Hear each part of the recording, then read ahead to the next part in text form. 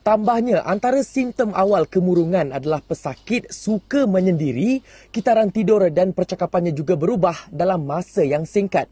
Susulan daripada kemurungan yang berlebihan itu boleh menyebabkan individu itu mengalami halusinasi ataupun kepercayaan dia jadi yang karut, yang kalau dia bercakap pun dia mungkin orang lain kata apa percakapannya dah berubah ataupun bercakap perkara-perkara yang bukan-bukan, bercakap alam gaib.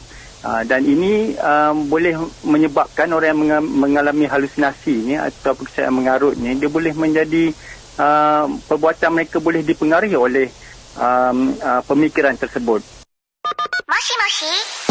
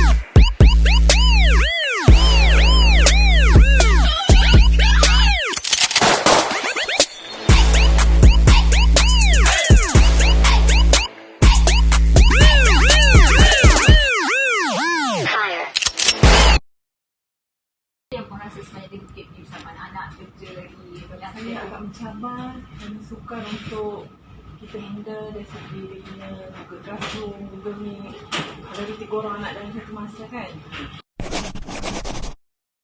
Menurut laporan Tinjauan Kesihatan dan Mobiliti Kebangsaan 2015, sebanyak 29.2% rakyat Malaysia ada masalah kesihatan mental dan peratusan ini bersamaan dengan hampir 9 juta rakyat Malaysia.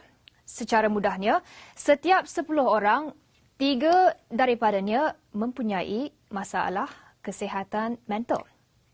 Dan kita lihat ini grafiknya, 3 daripada 10 di Malaysia mempunyai masalah kesihatan mental berdasarkan laporan tersebut. Dan pada tahun 1996, hanya 10% rakyat Malaysia ada masalah kesihatan mental. Dan 2006 pula dilihat di sini 11%. Dan statistik ini menunjukkan peningkatan hingga ke 29% pada tahun 2015. Dan ini sudah pastinya bukan perkara biasa dan perlu diberikan perhatian yang lebih serius. Clap. Yo.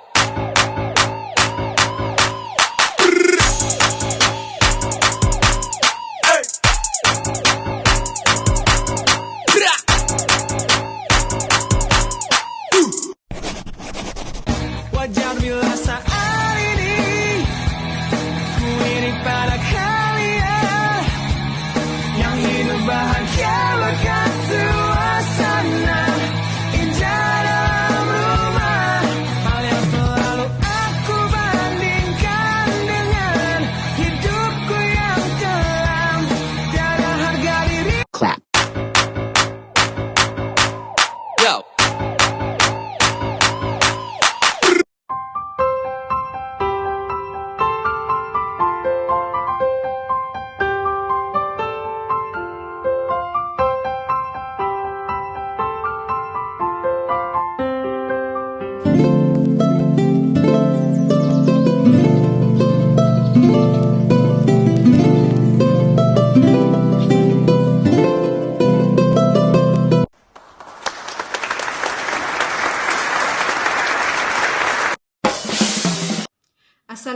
Assalamualaikum Encik Syarul dan kawan-kawan yang dikasihi. Kami daripada Kumpulan 4 akan membentangkan tajuk berdasarkan falsafah kemanusiaan, iaitu isu kemurungan. Sebelum itu, saya memperkenalkan ahli-ahli kumpulan kami yang terdiri daripada saya, Wan Misna Izzah binti Wanik, Nora Zilawati binti Azizan, Ra Syahira binti Yusof dan Nora Hikin Adini binti Zaidun. Apakah yang dimaksudkan dengan kemurungan? Kemurungan adalah reaksi normal kepada tekanan atau bahaya. Tetapi perasaan cemas dan kerisauan yang berturut-turut mungkin disebabkan kecelaruan dan keresahan. Penyakit ini boleh dihidapi oleh sesiapa sahaja, tidak mengira umur, jantina ataupun bangsa. Kemurungan juga adalah antara punca harmonisasi, iaitu mempercayai perkara yang karut dan bercakap kepada perkara yang bukan dan gaib. Perbuatan ini akan mempengaruhi pemikiran mereka. Kemurungan ini boleh berlaku kepada seseorang dalam tempoh berbulan-bulan atau bertahun-tahun lamanya. Gangguan kerisauan boleh membuat hidup mereka sengsara. Kebanyakan kemurungan dan kebimbangan ini dapat dirawat melalui bantuan kaunseling dan juga ubat-ubatan. Apakah tahap kelaziman kemurungan? Kemurungan adalah sejenis gangguan mental paling lazim di dunia.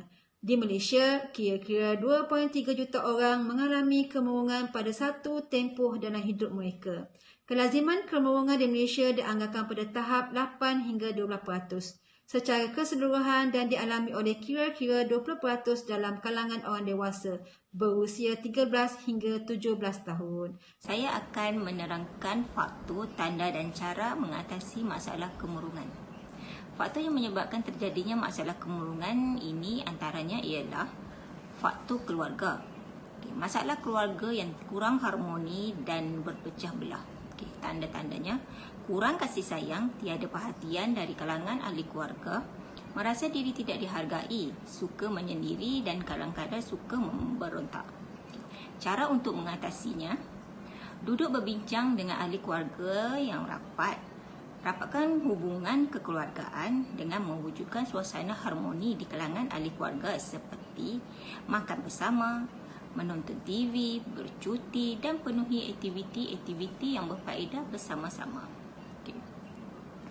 Faktor pemikiran.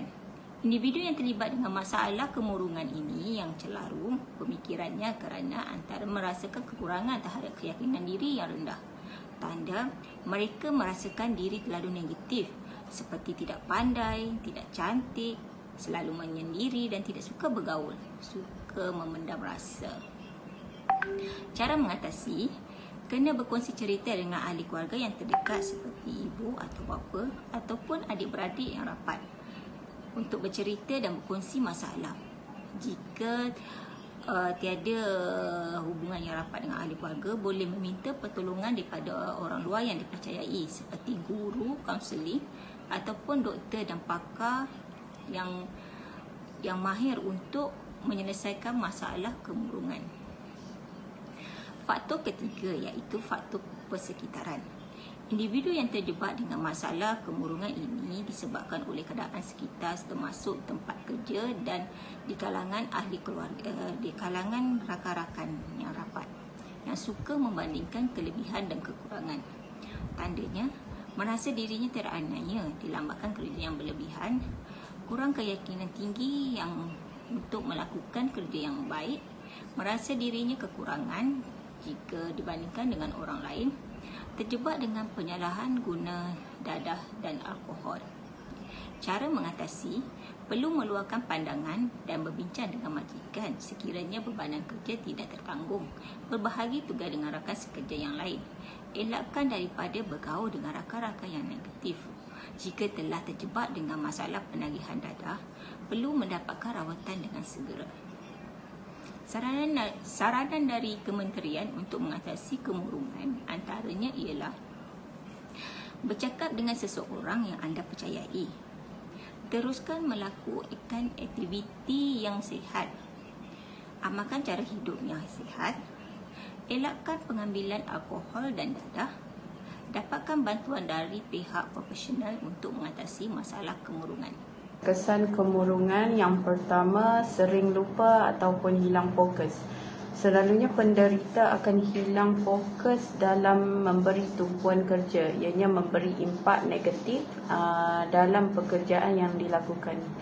Okey, yang kedua adalah insomnia. Insomnia merupakan ketidakupayaan manusia untuk tidur pada waktu malam.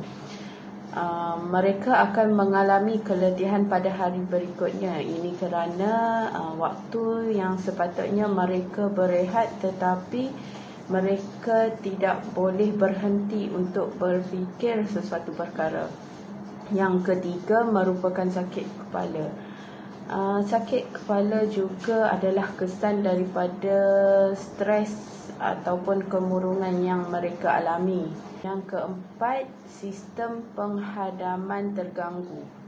Ini kerana stres yang kronik boleh menyebabkan sistem penghadaman terganggu. Simptom seperti mual, sakit perut, perut berangin, makanan susah dihadam boleh jadi berpunca daripada stres. Yang kelima, kesan daripada kemurungan adalah emosi terganggu ataupun mood berubah-ubah. Ianya adalah kesan akibat stres. Penderita juga sering berasa cemas dan mudah risau tentang perkara kecil. Okey, ini adalah kesan yang penderita akan alami. Ianya memberi impak negatif dalam pekerjaan ataupun kehidupan seharian penderita. Malahan hubungan dengan rakan dan keluarga juga boleh terjejas disebabkan emosi yang tidak stabil. Kesimpulannya, apa yang dapat kami ambil daripada tugasan ini, kemurungan adalah gangguan kepada perasaan seseorang individu, di mana kemurungan boleh terjadi kepada sesiapa, sama ada ianya berlaku selama berbulan-bulan ataupun mengambil masa yang bertahun-tahun untuk sembuh. Individu murun didapati mengalami perubahan dalam kimia otak. Perubahan ini boleh diteruskan oleh penyakit fizikal, tekanan, kekecewaan atau kesedihan. Selain faktor persekitaran, faktor keturunan juga memainkan peranan yang menyebabkan penyakit ini terjadi. Seperti yang kita tahu, sindrom kemurungan adalah penyakit yang melibatkan seluruh jasad, kesihatan badan, perasaan dan fikiran seseorang. Ia juga menjejaskan tabiat makan dan tidur, fungsi seharian dan proses berfikir seseorang individu. Justru itu pertolongan awal dan mendapatkan rawatan yang sesuai, terutama berjumpa dengan golongan yang lebih arif seperti doktor atau pakar psikiatri, amatlah penting untuk menilai sejauh mana tahap kemurungan yang dihadapi oleh seseorang individu. Sebagai contoh, sekiranya situasi ini dialami oleh seorang pelajar yang baru meningkat usia remaja, maka sudah tentu kelangsungan hidup mereka akan terjejas. Rakan-rakan, guru dan keluarga boleh memainkan peranan yang penting untuk membantu mereka mendapatkan pertolongan awal. Pelajar yang mengalami kemurungan perlulah diberikan sokongan emosi, kasih sayang, kesabaran, galakan dan kefahaman mengenai penyakit ini. Mereka seharusnya tidak boleh dianggap sebagai mengada-ngadakan sakit atau pemalas, dan mereka tidak boleh diharapkan untuk sembuh dengan segera. Justru peranan guru dalam proses pengajaran dan pembelajaran amatlah penting. Guru hendaklah bersikap dan sahsiah yang positif supaya pelajar dapat berinteraksi dan berkomunikasi dengan baik. Kita percaya dengan adanya sokongan dan dorongan seperti ini, pelajar yang mengalami masalah kemurungan pasti dapat dipulihkan seperti biasa dan menjalani kehidupan yang normal seperti orang lain. Keprihatinan dan kesedaran awal oleh semua pihak tentang betapa seriusnya isu kemurungan membolehkan masalah ini dapat diatasi sekaligus mewujudkan masyarakat yang sejahtera. Baiklah, itu saja pembentangan ringkas daripada kumpulan kami. Kami berharap dengan penerangan ini yang dapat memberi kesedaran awal tentang bahayanya penyakit kemurungan. Sekian, terima kasih.